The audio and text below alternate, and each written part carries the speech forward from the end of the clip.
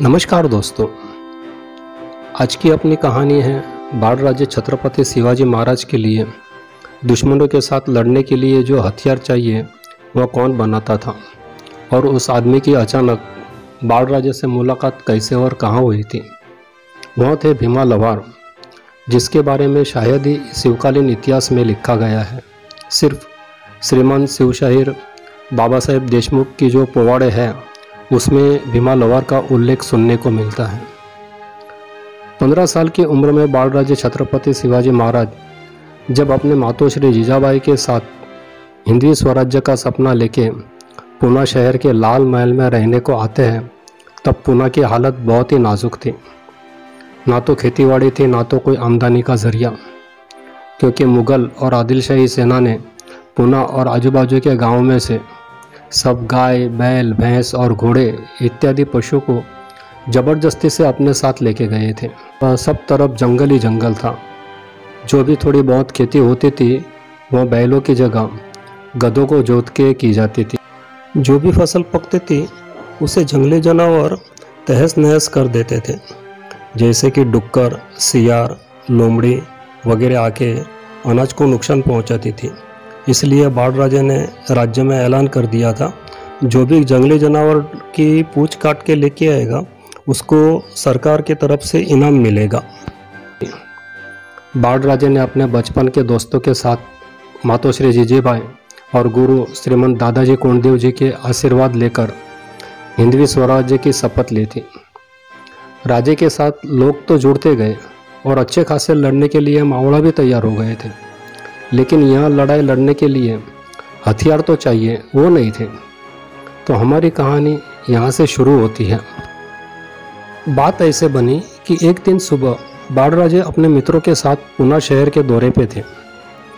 जब बाजार से गुजर रहे थे तो उन्होंने देखा एक देहाती हट्टा कट्टा आदमी जख्मी हालत में भागे भागे जा रहा था। तो बाल राजे छत्रपति शिवाजी को आश्चर्य हुआ। तुरंत ही वह आदमी को रोककर बाल राजे ने पूछा, अरे भाई रुको जरा, आप इतने भागे भागे इतने जख्मी हालत में कहाँ जा रहे हो? यह इतने जख्म आपको कैसे लगे और आप कौन हैं? तब वह देहाती आदमी ने बताया, राजे मैं भीमा लवार सातारा का रहने वाला हूँ, लेकिन रोजी रोटी के लिए पुणे आया हूँ। मैं गया था जंगल में लकड़ी काटने को, इतने में अचानक 4-5 लांडिया ने मेरे पर हमला किया और ज़ख्मी किया।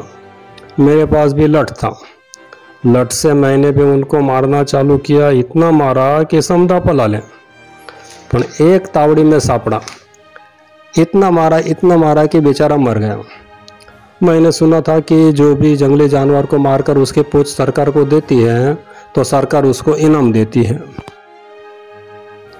बाल राजे छत्रपति शिवाजी ने तो पहले उसके जख्मों का इलाज कराया और पूंछ लेके इनाम भी दिया और अपने पास से एक तलवार देके कहा कि अब ये तलवार लो, आप लठ से नहीं तलवार से शिकार करना।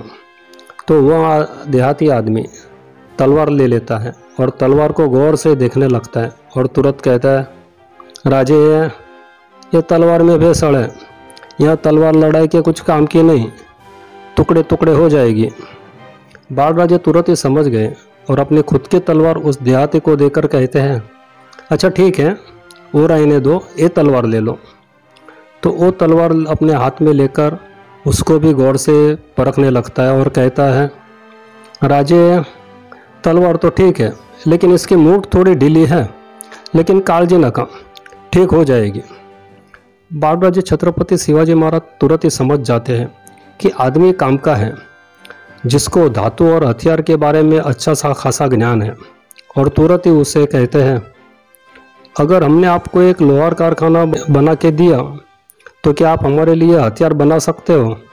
तो तुरंत ही वह देहाती आदमी ने उत्तर दिया, होय राजे, का नाही बनवणार की तुमच्यासाठी हथियार? आम्ही जातीचे लोहार आहेत की, का नाही बनवणार?